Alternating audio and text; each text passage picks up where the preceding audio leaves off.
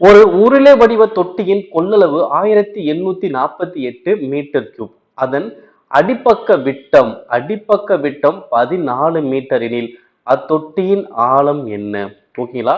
இங்க கொள்ளளவு அப்படின்னா நம்ம கன அளவுன்னு சொல்லலாம். கொள்ளளவுனது கன அளவு.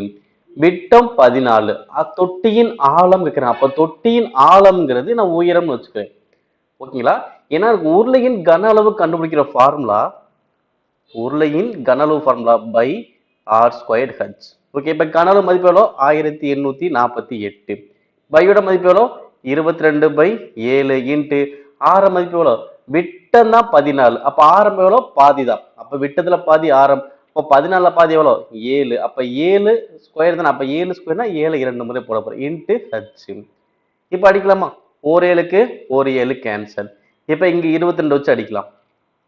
2 11 22, 1 11 11, மீதி 7 74, 6 11 66, மீதி 8, பின்னாடி ஒரு 8 88ல 8.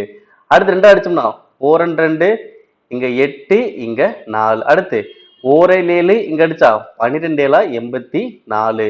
அப்ப இங்க 12 சீக்குவல் எவ்வளோ? ஹச். அப்ப ஆழம் எனக்கு எவ்வளவு இருக்கும்? 12 மீட்டர் எனக்கு இருக்கும். Answer option C.